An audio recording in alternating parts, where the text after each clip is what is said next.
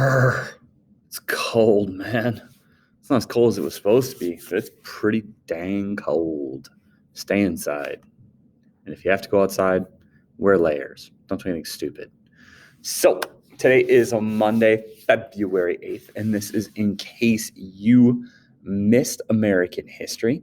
And if you're watching this, that means you couldn't make it to class today, and that is okay. I hope you're well. I hope those around you are well.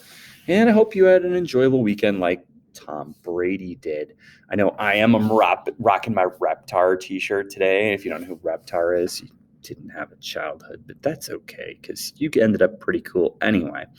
So what I'm going to do today is I'm going to run you guys through everything we talked about today and kind of get you prepped up for the week, make sure everybody knows what's going on. All right.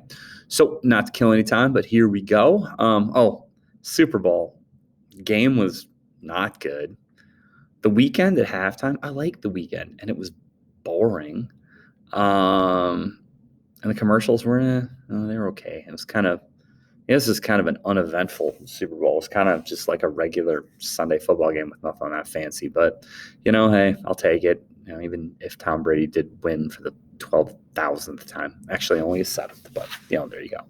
All right, so schedule for the week. We've got a 5-day week ahead of us. We're getting closer and closer to that day where a lot of you guys are coming back to school. So, enjoy your 40-minute classes while they last. Because they're going to get long, quick, kiddos. So the schedule for the week. Today, what we're going to do is we're going to do one slide of Black History Month stuff, followed by one slide on World War I. Tomorrow, we're going to wrap up our notes on World War I by looking at the American War part of stuff, and then also the peace treaty at the end. And then Wednesday is going to be test day. So we're going to break up the middle of the week. And then on Thursday, you're going to kind of get your assignment for the week. I'm not going to make it due till next Wednesday. We won't do the Friday due date this week. So, and then Thursday and Friday, we're going to begin the chapter on the Roaring 20s and the Great Depression. So, edging closer and closer to today, edging closer and closer to World War II for you guys that are interested in that. And that's kind of the way our week's going to go. And like I said, it's not too long before you guys are going to be back in here. Some reminders, if you got old work, get it in. The World War I from home assignment was due last Friday. I'm missing that from quite a few of you guys. So please make sure you do that. We got parent-teacher conferences coming up next week, I think. Ooh, that would be bad for some of you. So make sure you're getting your work done, and I'll keep working on getting your grades updated. So today what we're going to do is we're going to look at one slide on Black History Month, and then we're going to talk about America on the home front, or what were Americans doing here while fighting was going on over there. Jasmine Dragon Tea. And then we'll give you guys some work time to get caught up, or some free time, depending on if you are all caught up. Something you could do if you are all done with your work is two things. Double check to make sure your notes are in order. This World War I test is going to be multiple choice, true, false, one short essay. And then double check your Google Classroom to make sure you have handed things in. Would be a good use of your time today. And always, if you have any questions, please reach out. Make sure and let me know. And it's just went out in my classroom. And contact me if you need to. Okay. All right. Here we go. First one is going to be Black History Month. You don't have to write this one down in your notebooks, but here we go. We go ahead. So today we're going to do one called Standing in the Hall of Fame, and I kind of picked out some groundbreaking Black American athletes today. There's thousands of people I could have chosen from here. I could have talked about a lot of modern people, but I decided to stick to maybe some older names who made some pretty significant contributions or had to deal with some pretty significant struggles to get to where they got to. I'm going to throw you three you've probably heard. Well, two you've probably heard of, one I think you've heard of, and one you probably have never heard of. And we're going to start with the one I think you've heard of, and that's going to be Jesse Owens. Jesse Owens is pictured here doing the long jump in the 1936 Olympics. Jesse Owens came to fame in track while he competed in the Big Ten, and he actually broke he broke 3 world records and tied 1 world record in a half an hour span at the Big Ten championship track meet one year. That's crazy if you think about it. But he really came to fame in the United States and globally in the 1936 Olympics. They were held in Berlin, Germany, and this is going to be, 3 or 4 years after Adolf Hitler has gained control of Germany. Now, we're not in World War II yet. We wouldn't have sent American athletes to Nazi Germany during World War II, so we're fighting against them. But at this point, Hitler was starting to be a baddie, and Owens won gold medals in the 100-meter dash, the 200-meter dash, the long jump, and the 4x1-meter relay. 4x100-meter relay. 4x1-meter relay. That'd be like just four guys handing that baton off. And the reason why this was so significant is because this was the Olympics where Hitler was showing off his Aryan race, his ideal Germans, the blonde-haired, blue-eyed, 100% pure Germans, and he believed that they were the greatest athletes in the world. And so by hosting this Olympics, he was going to show everybody that his guys and gals were the best athletes in the world, and the Germans were superior to everybody. Well, Owens smashed that by winning those 4 gold medals, and not just winning those 4 gold medals, but really winning most of them very handily. And as a matter of fact, I think most of you guys probably know that it's your tradition that when you win a gold medal, when you receive your medal, they raise the flag of your country and they play your national anthem. And back in the old days, Hitler went down and shook the hands of almost everybody that won gold medals. He didn't hang out to watch Jesse Owens be given a gold medal because not only was he an American, but he was also a Black American, and that did not jibe with what Hitler wanted in the world. A couple of other interesting facts about Jesse Owens. Before he ran the 100-meter dash in Germany, the guy that would eventually become the founder of Adidas approached him about wearing some brand of shoe to run the race. Jesse Owens put them on, and he was like, "Oh, these aren't bad. They're a lot like mine." And so he wore them in the race, and technically signed a deal for the first shoe sponsorship by a Black American athlete, which is kind of interesting. Now, one of the unfortunate things is when Jesse Owens came home, you would have expected a hero's welcome. He wasn't invited to the White House. He never met the president. He actually had a hard time getting jobs and did things like worked as a gas station attendant and bagged groceries for a little while. I think I read someplace once. But it was a true sign of the times in the United States that this well-known Olympic hero who smashed Hitler's dream came back to the United States and couldn't find success right away. He didn't have commercial deals. He didn't have a Wheaties box to be on at that time. The second person I wanted to talk about is one that I hope you know, and that's Jackie Robinson. Jackie Robinson broke the color barrier in baseball in 1947. Prior to 1947, there were no Black athletes in Major League Baseball. There was a completely separate league called the Negro League that played mostly in the South. And Jackie Robinson had been a multi-sport athlete at the University of Southern California. As a matter of fact, a lot of people thought basketball was his best sport. But he played in the Negro League and was eventually found by a white talent scout and joined the Dodgers in April of 1947. He actually started at first base, although that was probably not his best positioning. He's probably a better second baseman. When Jackie Robinson doing that, he played, and that's Jackie Robinson in the bottom picture. They didn't play during a time with helmets. People threw at his head. Fans said not great things at him while he was in the on-deck circle, and he played in the outfield. Fans threw things at him. People spit on him. Generally, he was accepted by his teammates, but not all. He played for the Dodgers. In 1947, he had a great rookie year, and he was named actually the very first Rookie of the Year. It was the inaugural year that Major League Baseball was giving out that award. He played in 6 World Series in his 10-year career and won his first one in 1955. He was elected to the Major League Baseball Hall of Fame, making him the first Black Hall of Famer. He was seen to have such a big impact on the game that when he retired, his number 42 is retired, and no other players can wear it except for on Jackie Robinson Day, when every player in Major League Baseball wears number 42. Jackie Robinson was also highly involved in the civil rights movement when he retired from baseball, going so far as to sit in an all-white lounge in an airport and get arrested for trespassing. He became a member of the NAACP and fought for Black rights in more than just sports. Then recently passed away, we have Hank Aaron, or the Hammer. Hank Aaron came to fame playing for the Milwaukee Braves. It's like, it wasn't always the Brewers, guys. And then moved to Atlanta to play with the Atlanta Braves before coming back and finishing his career in Milwaukee. Hank Aaron was a longtime home run king of Major League Baseball. Babe Ruth held the Major League Baseball record with, I believe it was 712 or 714. Sorry, home runs. And he held that record for a very, very long time. And Babe Ruth is a beloved character in baseball. Baseball is absolutely all about its history. As Aaron got closer and closer to breaking Babe Ruth's home run record, he started receiving death threats. Told that if he broke the record, people would kill him on the field, that he would never touch home plate. On that night in Atlanta when he hit the home run that broke the record, actually, as he was rounding second base, some white fans ran onto the field and actually just patted him on the back, but it was definitely a moment that was scary for him. Hank Aaron also, when he retired from baseball, became heavily involved in the Atlanta Braves organization, was seen as a goodwill ambassador for baseball, and did a lot to try to get Black Americans involved in baseball and attending more baseball games.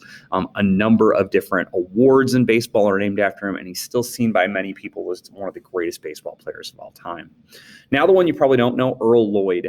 In 1950, Earl Lloyd became the first Black man to play in an NBA basketball game. There were traveling basketball teams that had Black Americans on them, but the NBA, which was considered to be the best league in the country, had never had a Black player until then. Earl Lloyd broke the color barrier when he checked into the game halfway through the second quarter in Rochester, New York. And I know Rochester, New York had an NBA team. They're now the Sacramento Kings. He went on to help his team win an NBA championship in 1955, averaging about 12 points a game.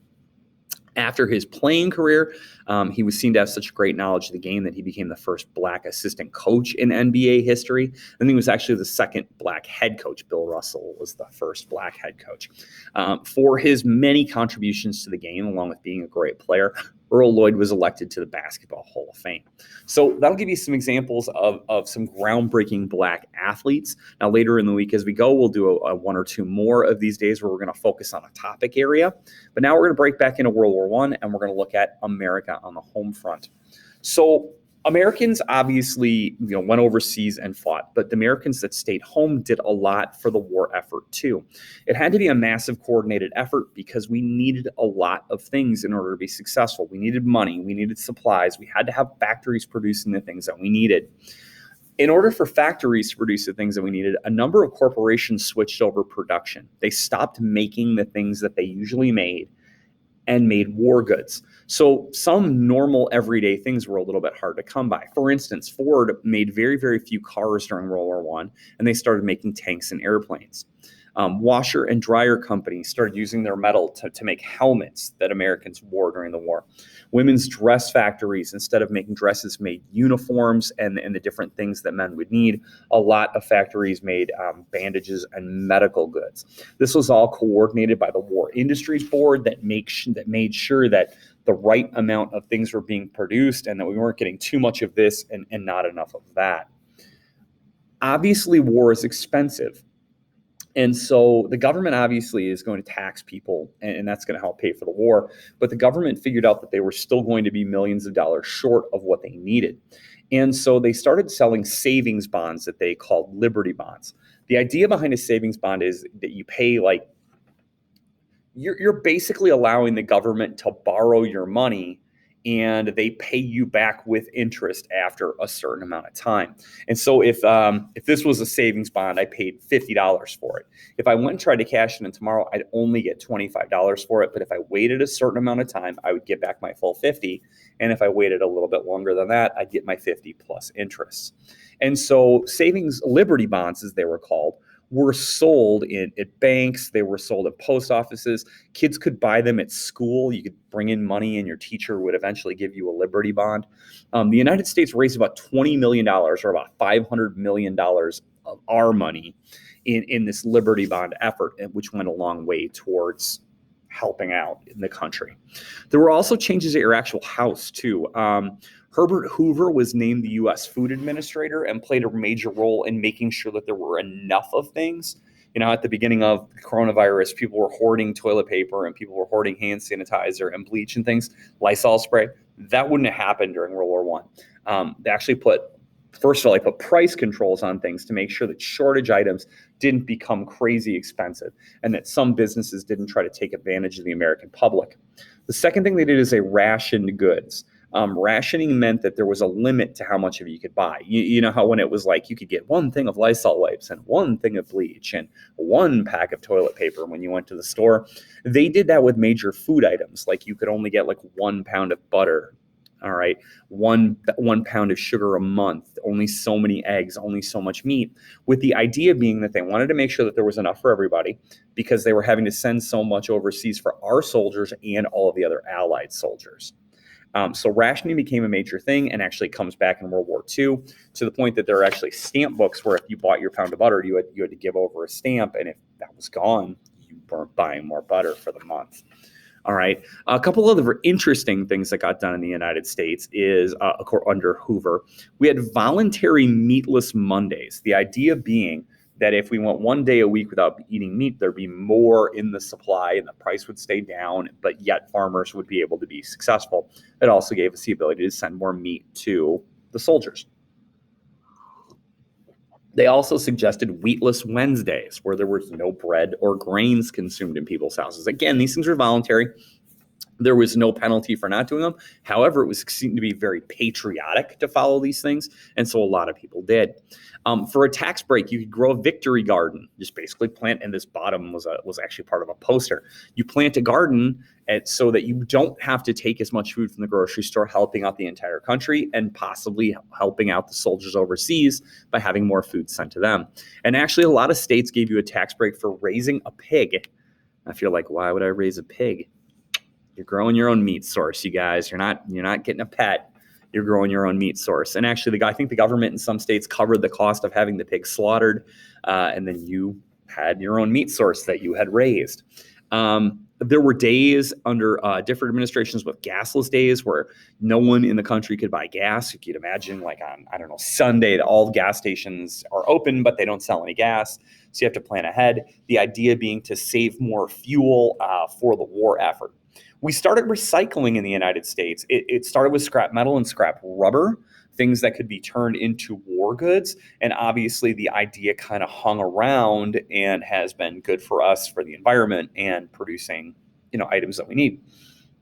One other big change that affected the American public was daylight savings time. Yes, that's right, my friends. Spring ahead and fall back, a result of World War I. They felt like changing the clocks to more closely, when you were awake, the sun was up.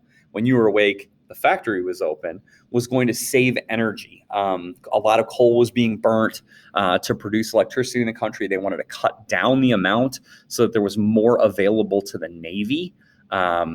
And so they came up with this idea to spring the clock ahead in the spring and to fall back 1 hour in the fall to more greatly align with light-dark cycles with the times that factories would be open.